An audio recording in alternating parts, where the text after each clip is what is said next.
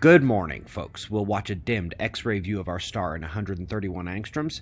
Brightness here comes from the coronal interaction of plasma around the periphery and the umbral magnetic fields at the sunspot groups.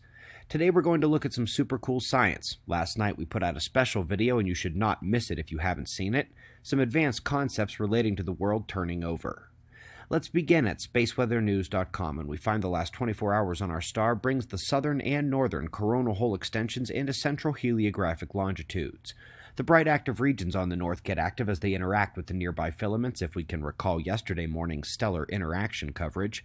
Those filaments remain stable, but you should recognize their grander size from only a few months ago. That will continue through sunspot maximum. By the way, this grainy eclipse you see is the Earth. We are entering SDO eclipse season soon, where every number of satellite orbits it passes behind the Earth from the Sun's perspective.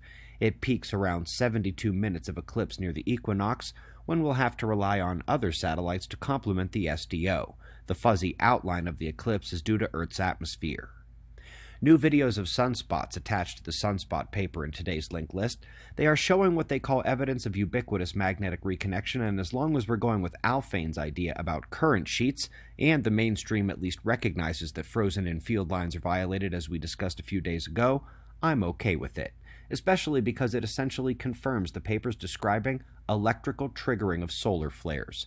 We've identified these over the last 5 years or so as the future of sunspot science. Now, they have close-up views to prove it. Up next is a star system that's almost as cool as the aligning 6 planets we discussed only 2 days ago. Not only do they spot a 6-star system, but every one of those stars eclipses. In reality, the end result of this system is likely that one or more will be ejected, some will ramp up or wind down or steal from their binary, and eventually we'll have gas giant planets and only 1 or 2 stars. Well, folks, this is an example of super complex math used on a brick wall. The most stringent dark matter size bounds yet, but the problem is, they did it for WIMPs. The dark matter particle on the chopping block, which over half of the field has already abandoned in favor of axions, and which doesn't exist. Indeed, they got closer to seeing the door shut completely. But when we see their bounds for axions, the also imaginary new girlfriend of cosmology, adding 18 zeros to a spread of potential answers is obviously not the tight bounds they boast about in the title. Interesting work here on the mid-Atlantic ridge. They say the ocean spreading there is actually due to huge upwellings from the deep below, not just nearer to the surface. These processes cross mantle boundaries that ought not be crossed. They are directly tied to the splitting crust above. Last but not least, we see beautiful recurrent nova with the central star still shining brightly, and it inspires a review.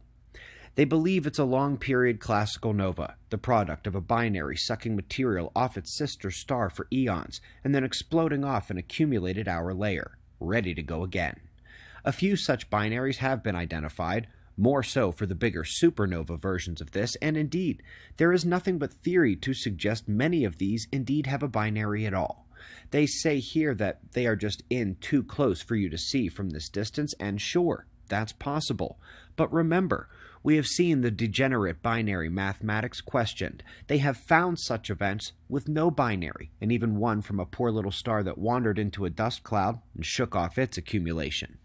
The truth is that any such interaction at that level where accumulation of material or electromagnetic processes can be disrupted is capable of producing the outburst, just like the interactions between filaments and sunspots do at the smaller scale. Reconnection, both their version and Alphane's, is an interaction event, like getting hit by the galactic current sheet. We greatly appreciate your support. Shout out to CustomSmithMFG.com for supporting Observer Ranch and choosing the shout-out donation reward. Second Amendment fans, patriots, and the like, you'll enjoy. Rewards at ObserverRanch.com range from these news shoutouts to a week at the ranch to permanent commemoration and thanks for your support. Subscribe and we'll do this all again tomorrow, right here, but right now it's 5:30 a.m. in the new Valley of the Sun. Eyes open, no fear. Be safe, everyone.